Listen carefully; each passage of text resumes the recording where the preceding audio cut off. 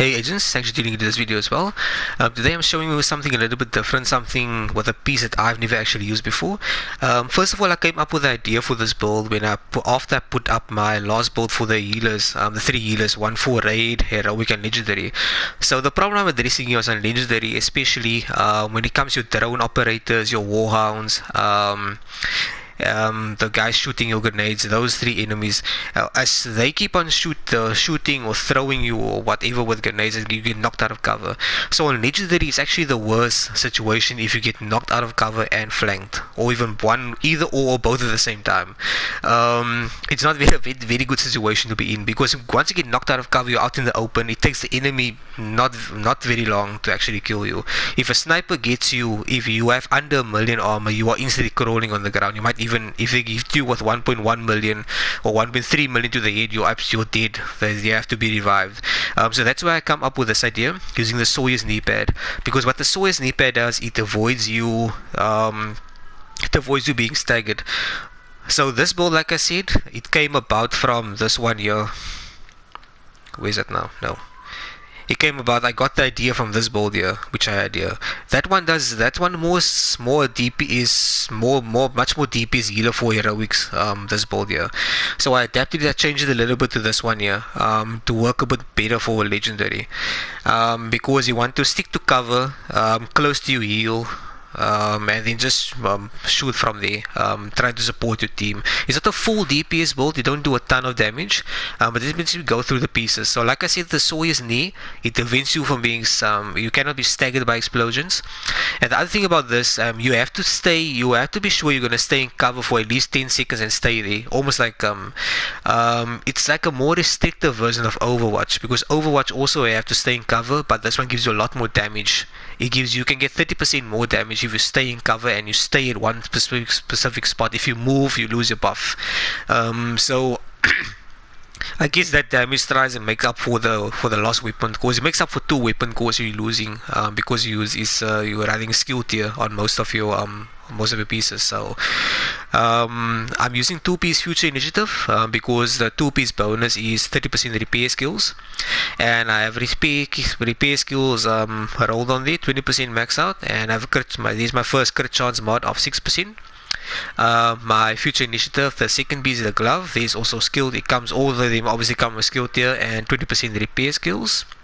I'm not going to go through what future initiative does. If you want to run the 4-piece, that's in I'll put a card somewhere, that's you can watch my healer builds if you want to. I have 3 healer builds on them. This is now the 4th healer build. So I have 1 Alps in here. So the first brand set bonus of Alps gives you repair skills of 20%, and they have 20% repair skills, and I have 12% skillers. I would prefer the skillers being maybe crit chance or crit damage. And there I have a RK, because it gives 20% incoming repair, so that one helps me out a bit. Incoming repairs, I put all the repair skills on there as well. There's a bit of skill damage. I wish that was actually crit damage on there, but hey, I'm at the Worm of RNG here, and they have kinetic momentum once again. So kinetic momentum, as long as you're in combat, it builds up your buffs basically. So then your skill damage, you can get 15% more skill damage just by being in cover, and your your repair skills goes up to 30% while you are in combat. So the group piece here is actually for crit damage. You can run anything else here really. If you want to put a Fenris in here, you can do that. If you want to put a Seska piece in here, you can do that. So you're not actually limited here by what I'm showing you, but what's important for me is companion here. So companion, while I'm within 5 meters of an ally or my skill, I get the weapon damage that's increased by 15%. So I have 11.9% weapon damage on here, 11.4 crit damage. There's a little bit of explosive resistance, helps you a little bit, and they have 5.8 crit chance because I don't have another 6% one. So yeah, that's basically it. Because the companion, you also get helped out by your that's why you want to stay close to your Restorer Hive. The Restorer Hive, the healing that you can see is 293,000 per tick. So that 293,000 you can add 30% to it from kinetic momentum that you get. And your damage on your capacitor is not that wonderful as 90k, but you have to remember with the capacitor you get 7.5% additional weapon damage for every skill tier you have, and this is a 5 skill tier, so you get the extra damage there. And the harmony, you get perfectly instinct there, you get extra damage there as well if you either use a skill or damage an NPC with a skill. I think damaging an NPC with a skill, I don't know if that applies to the, I didn't check if it applies to the Jammer Pulse I have here. Jammer Pulse is always very good to use in legendary for the drones and the warhounds especially. It was very good to use for them. You can use the EMP sticky as well, but the EMP sticky, then it won't do anything to the drones. It's a bit, I would imagine it's a bit difficult to shoot a drone with a sticky coming at you. So that's why the Jammer Pulse. The other option would be the EMP sticky. That's the other option. It also does the same disrupt. So let me show you the stats. Not very wonderful. 37.8 crit chance on the capacitor with 101 crit damage. On the harmony, 37.8 and 82.4. And the officers M9A1, yeah, they are better pistols, but I'm not going to farm one. 42.8 crit chance and 71.4 crit damage. So let me just show you. You don't get wonderful damage on here. I mean, it's not fantastic or anything. So there I'm in combat. Kinetic momentum is kicking in. It's already because you're in combat the whole time anyway. I was close enough. Here you can see there's my Sawyers knee pad buff building up. I should have switched that out. Okay, now they are out of cover. I lose the buff. There it goes. There the knee pad goes. Seeing as most of the NPCs are elite anyway, I'll just leave it on elite. Let me see, 15 meters. Most of the time, on legendary, you don't want to shoot at 15 meters. You try and stay 20 meters away. I'm just waiting for my buff to get active again for my Sawyers. You see, it's not that wonderful, but then you drop. That's how you get your companion. You drop that there.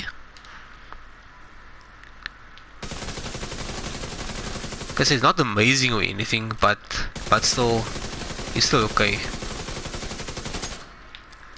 You're not gonna do legendary on your own on this one. Let me just see how strong is the heal on this one. If I hold the button in on damage self, it's okay. I mean, you see, the longer you hold in, you will eventually die. I mean, you'll get out DPS on this build. This build, it will not make you immortal. It will, you will still get, you'll still get a little bit screwed over. But 293 plus the kinetic momentum buff that you get, it's enough to keep you alive in most instances. Unless you get flanked by 2 shotgun guys that shoot you at the same time, then this heal will not actually save you. It won't save you at all. So this build actually can help you out a little bit. If you don't want to have a pure DPS build, you can actually make this an all red build. Or red build maybe with an Alps in there or with an RK in there or something. So there's many ways you can do it. I mean, you don't only have to use a red build with Sawyers. You don't have to use only a marksman rifle build with focus or headhunter or whatever the case may be. You can actually make a healer build with it, where there's a little bit of DPS that you can play legendary with. As long as you stay far away from the NPC, like I would suggest 20 meters away at least. I mean, if they come here on this build, if elite on legendary comes here, that's a bit too close to comfort. Over here you should start sweating really if they come this close. You can almost see the respawn screen once they get this close on the build like this. Not a lot of damage, but it can help you keep you and your team alive. If you, especially because most of the time I find when I matchmake with people, nobody runs a heal of any sort. They all just try with most of the guys try either with a Rambo builds. They try to play like a Rambo with an all red build. Cup close in the NPC's faces. I mean, that won't really work there. You need to stay at distance with an all red build. In my opinion, I mean, you can differ from me if you want to. But most of the time on legendary, you want to run something like this. you want to run something like that. I can make a video on that one as well, but they're already giving away my secret there, what I'm using there. But thanks guys, I'll make a video on that build as well, and I'll catch you all in the next time.